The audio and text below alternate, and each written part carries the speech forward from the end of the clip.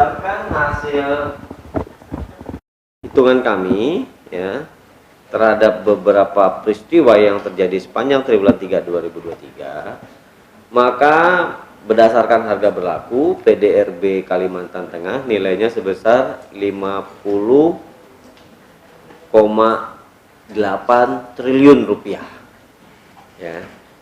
Berdasarkan harga konstan 2010, nilai PDRB Kalimantan Tengah nilainya 28,1 triliun rupiah. Nah, kalau harga konstan PDRB harga konstan ya di triwulan 3 2023 dibandingkan dengan nilai PDRB harga konstan triwulan 2 2023, maka kita dapat pertumbuhan Q2Q ya sebesar 0,43%. Jadi Q2Q naik 0,43%. Kalau PDRB triwulan 3 2023 yang 28,1 triliun tadi dibandingkan dengan PDRB triwulan 3 2022 yang nilainya 27 triliun rupiah, maka secara Y on Y naik 3,74%. Ya.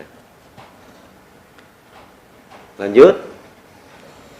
Nah, ini adalah gambaran perkembangan laju pertumbuhan dan nilai PDRB.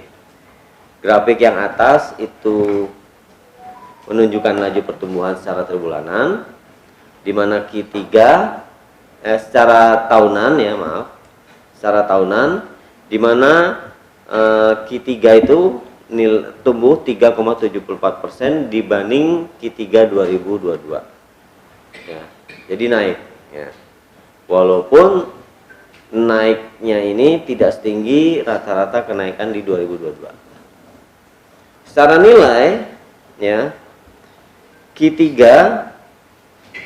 berdasarkan harga konstan nilainya 28,1 triliun. Jadi nilainya ini sudah melebihi kondisi sebelum pandemi, Pak. Ya, sebelum pandemi katakan triwulan 4 2019 itu atau nilainya tidak lebih dari 26 triliun. Tetapi triwulan 3 2023 sudah 28,1 triliun. Jadi secara nilai ekonomi kita sebetulnya sudah pulih. Itu ya. Lanjut. Nah, ini adalah gambaran pertumbuhan PDRB menurut lapangan usahanya. Ya. Jadi dengan tumbuh 3,74 secara Y on Y, ada 3 sektor yang tumbuh paling tinggi. Pertama, jasa perusahaan tumbuh 23,74%. Kemudian konstruksi tumbuh 11,73% dan pengadaan listrik dan gas tumbuh 10,21%. Nah, ketika pertumbuhan masing-masing sektor ini ya disandingkan dengan perannya dalam perekonomian, maka kita akan memperoleh indikator yang namanya sumber pertumbuhan. Nah, walaupun jasa perusahaan tumbuh paling tinggi karena share-nya kecil dalam perekonomian, maka dia tidak memberi sumber pertumbuhan yang paling tinggi. Tapi sumber pertumbuhan tertinggi justru dipegang oleh perdagangan, karena perdagangan walaupun tidak tumbuh setinggi 3 sektor yang tadi, tetapi dia memiliki share nomor 3 dalam perekonomian Kalimantan Tengah.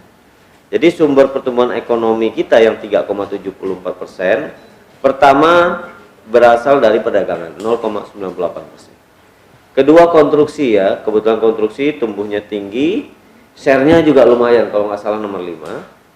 Jadi dia memberi sumber pertumbuhan sebesar 0,97%. Yang ketiga transportasi memberi sumber pertumbuhan 0,48%.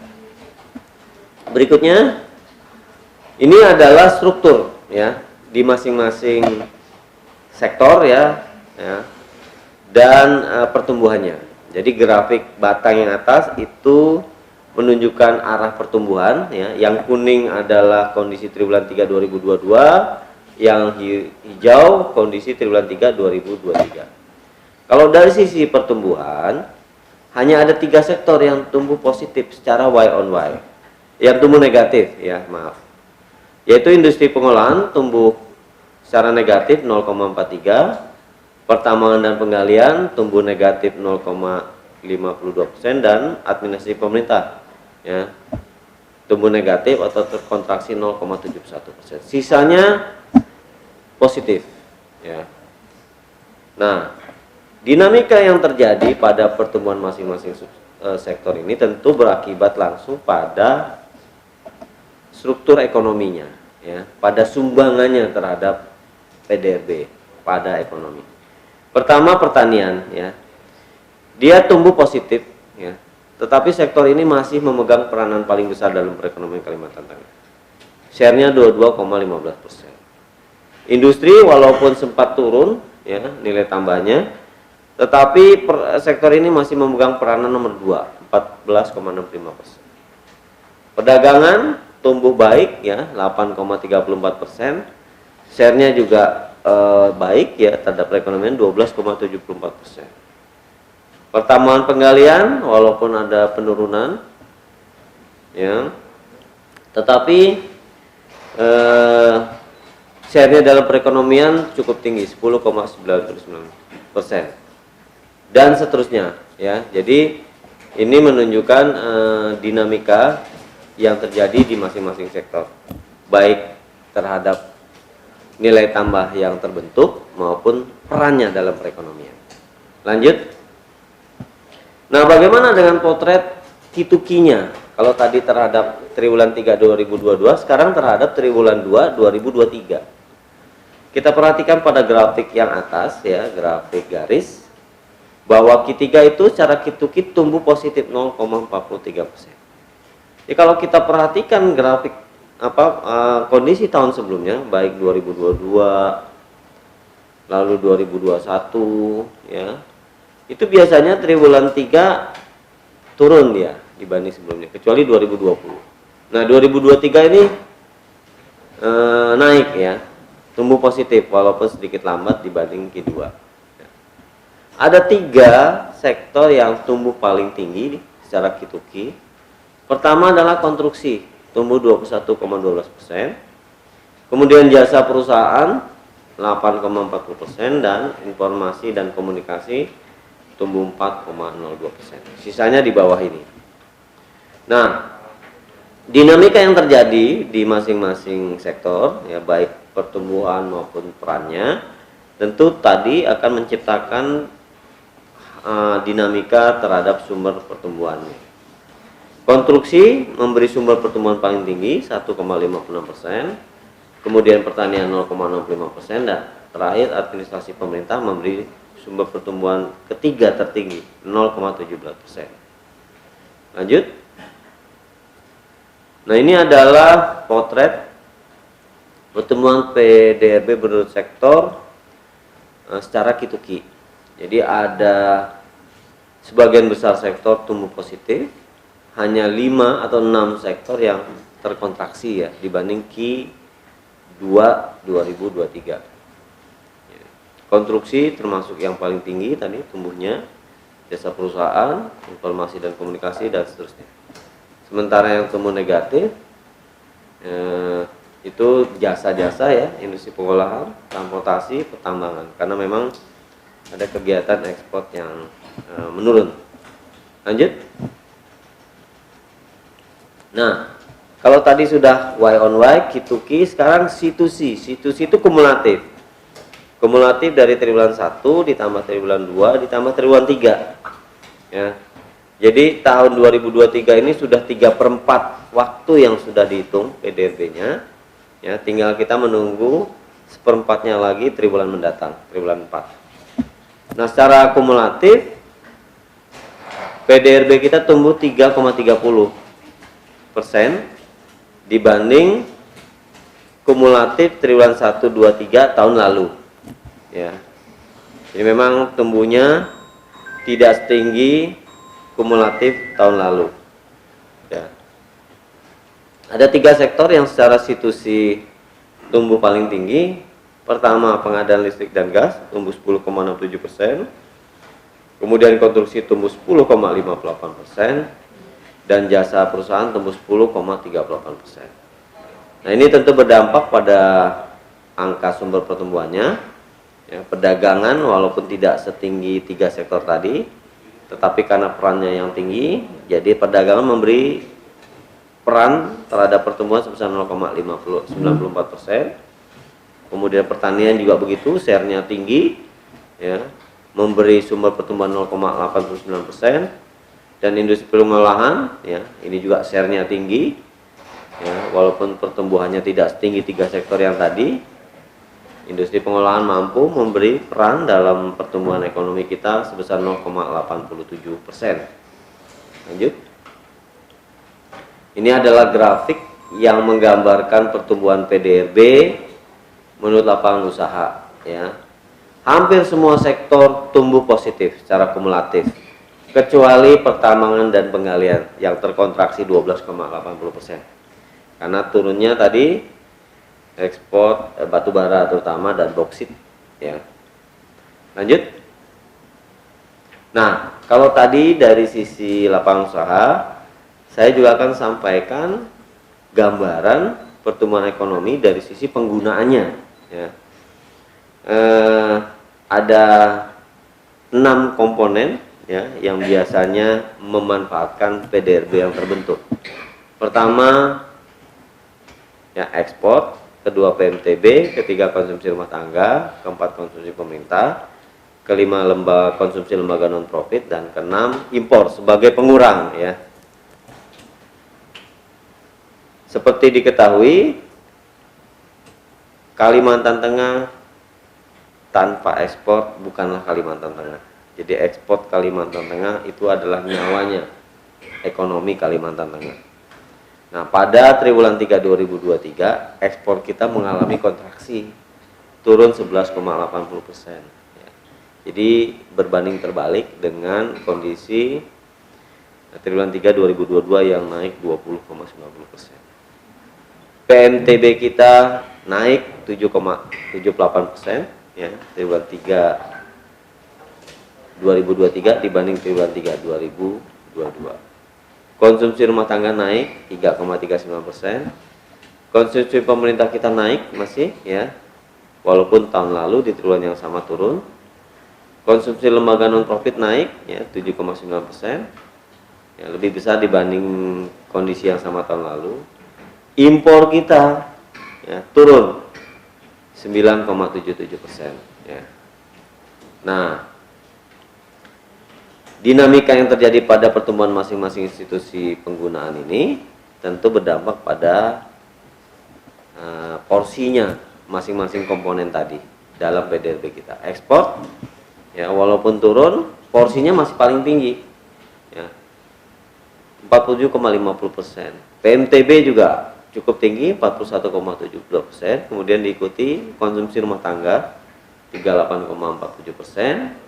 Baru konsumsi pemerintah 12,42%. Ya, non profit porsinya masih kecil, hanya 1,54%. Sementara impor, ya, ini juga cukup tinggi, ya, 42,10%. Jadi makin tinggi impor dalam hal penghitungan PDRB bukan semakin baik, ya, dia karena pengurang. Jadi makin kecil impor makin bagus, gitu, ya. Karena net ekspornya menjadi tinggi. Lanjut. Nah, ini adalah pertumbuhan di masing-masing komponen tadi, ya, secara Q2Q. Kalau tadi secara Y-on-Y, sekarang Q2Q. PMTB dibanding triwulan lalu tumbuh tinggi, ya. Ya, karena ini tadi ada impor semen, indikator bahwa konstruksi meningkat, ada impor mesin dan sebagainya, ada impor kendaraan bermotor, ya, bea balik nama dari daerah lain, ya, itu indikator bahwa PMTB triwulan 3 cukup tinggi kenaikannya 11,65%. Begitu juga konsumsi lembaga non profit, ya, ini sudah mulai persiapan masa kampanye, sudah mulai menggeliat, ya. Konsumsi rumah tangga ini sejalan dengan pertumbuhan penduduk, ya, dan faktor inflasi tentu mempengaruhi. Konsumsi pemerintah sedikit terkontraksi, ya, salah satunya disebabkan oleh gaji 13 tadi yang dibayarkan di triwulan sebelumnya. Jadi pembandingnya dengan triwulan yang sama tahun lalu yang waktu itu dibayarkan di triwulan 3. Ekspor kita turun, ya, secara Q2Q 15,81%. Impor kita juga turun 9,64%. Secara Q2Q. Lanjut. Nah, sekarang kumulatifnya, ya, triwulan 1 sampai triwulan 3 2023 dibanding triwulan 1 sampai triwulan 3 2022. Konsumsi pemerintah tumbuh 7,19%. PMTB tumbuh 6,56%. Konsumsi lembaga non-profit tumbuh 5,02%. Konsumsi rumah tangga tumbuh 3,16%. Ekspor kita terkontraksi 1,55%. Impor kita naik 2,23%. Secara situasi. Lanjut. Lalu bagaimana dengan sumber pertumbuhan? Ya. Tadi kita lihat ada dinamika baik pertumbuhan maupun struktur, maka ini akan menciptakan sumber pertumbuhan yang juga mengalami pergeseran. Ya. Pada triwulan 3 2023 ini, ya, PMTB menjadi sumber pertumbuhan tertinggi, yaitu 2,99%. Ya, kalau kita lihat grafik yang sebelah kanan itu, batang sebelah kanan, itu yang biru itu PMTB, sumber pertumbuhannya 2,99%. Tetapi ada yang di bawah yang lebih besar, ya, nilainya minus, itu adalah ekspor. Ya. Ekspor kita minus 6,17%, jadi mengurangi dia. Karena ekspor itu tumbuh negatif, gitu ya, secara Y-on-Y. Lanjut. Ini adalah kondisi laju pertumbuhan dan share-nya di Pulau Kalimantan, ya. Jadi paling tinggi memang Kalimantan Timur, ya, tumbuh 5,29% dengan share 45,90. Jadi hampir setengah ekonomi Kalimantan ini diciptakan di Kalimantan Timur, ya.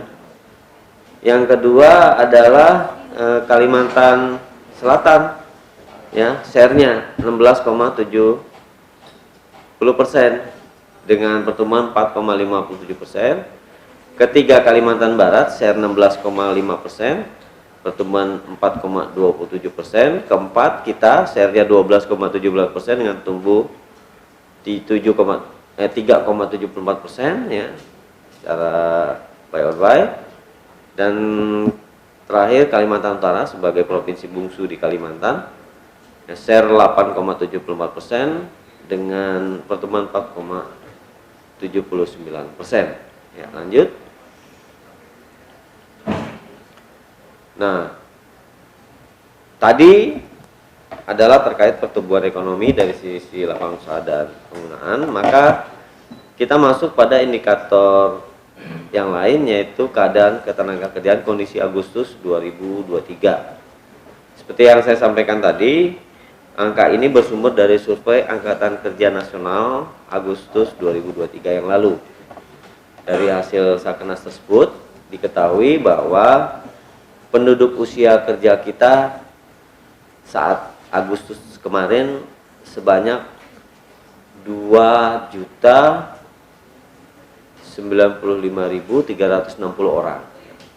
Penduduk usia kerja itu adalah penduduk umur 15 tahun ke atas, ya. 2 juta lebih, 2,1 juta lah. Dari total penduduk kita sekitar 2,7 juta. Gitu ya. Nah, ini dibanding kondisi Agustus tahun lalu naik 6,59 ribu orang dibanding tahun lalu. Nah, penduduk usia kerja ini terbagi dua, ya. Yang 15 tahun ke atas ini terbagi dua, angkatan kerja dan bukan angkatan kerja. Angkatan kerja itu totalnya jumlahnya 1,4 juta orang kondisi Agustus 2023, naik 3,3 ribu orang dibanding Agustus tahun lalu. Yang bukan angkatan kerja itu jumlahnya 687,7 ribu orang, naik 3,25 ribu orang dibanding Agustus tahun lalu. Jadi kenaikan itu terjadi baik di kelompok angkatan kerja maupun bukan angkatan kerja. Lalu siapa saja sih angkatan kerja itu? Angkatan kerja itu ada dua kelompok, orang yang bekerja dan orang yang sekarang sedang menganggur, ya, sedang mencari pekerjaan atau mempersiapkan usaha. Nah, ini masuk kelompok angkatan kerja. Sementara yang bukan angkatan kerja ini adalah ibu rumah tangga yang tidak bekerja, pensiunan yang sudah tidak bekerja, ya, saudara kita kaum difabel yang sudah tidak bekerja, ya, anak sekolah yang tidak bekerja. Ini masuk kelompok bukan angkatan kerja. Nah, di kelompok angkatan kerja, bagi mereka yang bekerja itu pada Agustus 2023 jumlahnya 1,35 juta orang, ya, naik 5,4 ribu orang. Sementara yang menganggur itu jumlahnya 57,76 ribu orang, turun ya dibanding Agustus tahun lalu, turun 2,07 ribu orang. Ya. Nah, di antara mereka yang bekerja, ada yang bekerja penuh. Bekerja penuh tuh 35 jam kerja dalam seminggu. Ya, jumlahnya 950,6 ribu orang. Ya, turun dibanding Agustus tahun lalu sedikit, turun 0,89 ribu orang. Lalu ada juga mereka yang masuk yang bekerja di bawah 35 jam kerja, yaitu disebut pekerja paruh waktu dan setengah menganggur. Pekerja paruh waktu itu dia kurang dari 35 jam kerja, tetapi kalau ditawari kerja dia sudah nggak mau, artinya sudah puas lah dengan pekerjaannya. Itu jumlahnya 316,7 ribu orang, ya. Sedikit lebih rendah dibanding Agustus tahun lalu, ya, berkurang 3,9 ribu orang. Lalu ada juga kelompok yang masuk kategori setengah menganggur. Setengah menganggur itu jam kerjanya di bawah 35 jam seminggu, tetapi kalau ditawari kerja masih mau, ya, artinya dia masih perlu uang lah, gitu ya.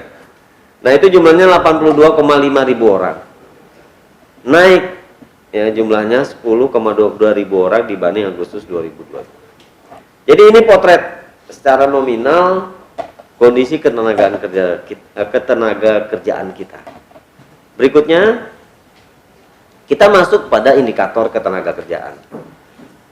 Yang pertama adalah tingkat partisipasi angkatan kerja, TPAK. TPAK itu perbandingan antara angkatan kerja terhadap penduduk usia kerja, ya, terhadap penduduk usia 15 tahun ke atas. Semakin tinggi TPAK itu mengindikasikan semakin banyak masyarakat kita yang memiliki kegiatan ekonomi. Semakin sedikit berarti kegiatan masyarakat kita makin dikit yang memiliki kegiatan ekonomi. Kalau kita perhatikan grafik yang sebelah kiri, kondisi Agustus kita, Agustus 2023, TPAK kita nilainya 67,18%. Di mana laki-laki, ya, TPAK-nya lebih tinggi dibanding perempuan. TPAK laki-laki 84,85%, yang perempuan 48,13%. Jadi laki-laki lebih aktif secara ekonomi dibanding perempuan. Mungkin perempuan lebih banyak ibu rumah tangga, yang sekolah dan sebagainya. Kalau laki-laki kan sebagai penanggung jawab keluarga tentu berkewajiban, ya, berusaha mencari nafkah, ya. Lanjut. Nah, lalu ada indikator yang namanya tingkat pengangguran terbuka. Tingkat pengangguran terbuka itu adalah jumlah penganggur dibagi dengan angkatan kerja, ya. Jadi penganggurnya berapa, angkatan kerja berapa, dapatlah indikator yang namanya TPT, tingkat pengangguran terbuka. Ya. Di Kalimantan Tengah, kondisi Agustus 2023, tingkat pengangguran terbuka besarnya 4,1%, ya. Lebih rendah dibanding Agustus 2022 yang 4,26%. Bahkan lebih rendah dibanding Agustus 2021 dan 2020. Jadi kondisinya nih menurun TPT-nya. Ya. Jumlah penganggurannya 57,7 ribu orang. Ya, juga lebih rendah, ya, dari sisi nominal dibanding kondisi Agustus 2022 yang berjumlah 59,83 ribu orang. Kalau kita perhatikan grafik yang sebelah kanan, itu juga terlihat TPT menurut jenis kelamin, ya, yang atas, ya, di mana TPT perempuan lebih tinggi dibanding TPT laki-laki. Perempuan 4,7%, laki-laki 3,78%. Ya, jadi perempuan ini sekarang ini lebih banyak mencari atau mempersiapkan usaha dibanding yang laki-lakinya. Mungkin ini pengaruh juga, ya, terhadap peristiwa yang terjadi pada triwulan 3 2023, entah peristiwa alam maupun peristiwa ekonomi. Menurut wilayah tempat tinggal, ya, TPT di pedesaan lebih rendah dibanding TPT di perkotaan. TPT di pedesaan 3,4%, di kota 4,97%. Ya. Jadi kalau di desa TPT-nya naik, tapi di kota TPT-nya turun dibanding Agustus 2022. Lanjut. Ini adalah distribusi orang yang bekerja menurut sektor. Ya. Jadi pada kondisi Agustus 2023 ini, pertanian itu paling banyak menampung orang yang bekerja. Ya. 36% penduduk usia kerja atau ya penduduk yang bekerja, 36 dari penduduk yang bekerja itu berada di sektor pertanian.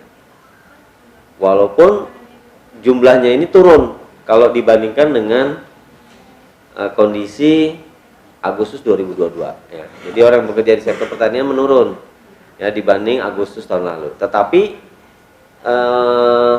porsinya dalam struktur angka orang yang bekerja ini masih paling banyak. Yang kedua, perdagangan ini juga paling banyak menampung orang yang bekerja, 16,29%. Ya, dibanding Agustus naik 0,48%. Lalu yang ketiga, pertambangan dan penggalian.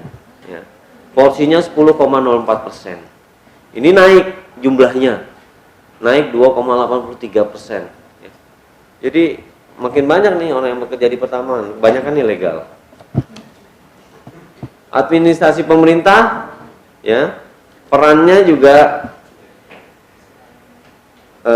cukup tinggi, ya, 6,31%. Tapi dibanding Agustus tahun lalu turun nih dari sisi jumlah, ya, dari sisi persentase turun. Jasa pendidikan, ya, porsinya 5,83%. Ini juga naik ya secara porsi dibanding Agustus tahun lalu, naik 0,34%. Begitu juga penyediaan akomodasi makan minum, ya, porsinya 5%, ya, naik ya, dan seterusnya sampai ke pengadaan listrik, gas dan air. Ya, jadi ini potret di mana saja mereka bekerja, ya, dari mereka yang statusnya bekerja. Lanjut.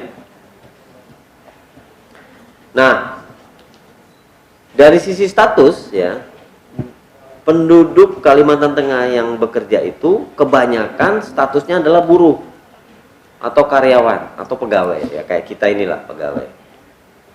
Ya. Porsinya 44,73%. Lalu berusaha sendiri, ya, tidak dibantu oleh orang lain, itu 25,69%. Pekerja keluarga atau pekerja tidak dibayar 10,65%. Berusaha dibantu oleh buruh, baik buruh tetap, ya, atau pekerja keluarga, itu 10,46%. Lalu berusaha dibantu oleh buruh tetap 3,41%, pekerja bebas di non pertanian 2,91%, dan pekerja bebas di pertanian 2,16%. Jadi kalau status pekerjaan ini dikelompokkan, ya, ke dalam pekerja formal dan informal, maka pekerja informal kita masih lebih banyak dibanding pekerja formal. Informalnya 51,86%, formalnya 48,14%. Ya, jadi lebih banyak informalnya dibanding formalnya, itu ya. Lanjut. Nah, bagaimana dengan potret orang yang bekerja dari sisi jam kerjanya? Ya, seperti yang saya sampaikan di muka tadi, bahwa ada 70,42% dari mereka yang bekerja itu statusnya pekerja penuh. Ya, jadi jam kerjanya 35 jam ke atas dalam seminggu. Lalu ada 29,58% pekerja tidak penuh. Nah, di antara pekerja tidak penuh, ada yang statusnya paruh waktu, ada yang statusnya setengah penganggur. Ya. Yang setengah penganggur itu 6,11% dari mereka yang bekerja. Yang paruh waktu 23,46%. Jadi totalnya 29,58%. Ya. Lanjut. Nah, ini adalah posisi tingkat pengangguran terbuka kita di Indonesia, ya, di mana secara nasional tingkat pengangguran terbuka itu 5,32%, ya, nasional. Kita 4,10%, ya. Jadi tingkat pengangguran Kalimantan Tengah itu di bawah rata-rata nasional. Artinya dari sisi itu bagus, gitu ya. Dari sisi itu bagus. Walaupun memang penurunan TPT ini terjadi di hampir semua provinsi, ya, kecuali Gorontalo, Maluku Utara, dan Papua Barat naik. Tapi yang lain turun. Sama dengan kita. Kita turun dari 4,26 di Agustus 2022 menjadi 4,10 di Agustus 2023. TPT tertinggi tercatat di Banten, ya. Banten 7,52%, terendah di Sulawesi Barat 2,27%. Lanjut. Demikian saya kira beberapa indikator yang kami sampaikan, ya, terkait rilis hari ini. Semoga bermanfaat. Terima kasih.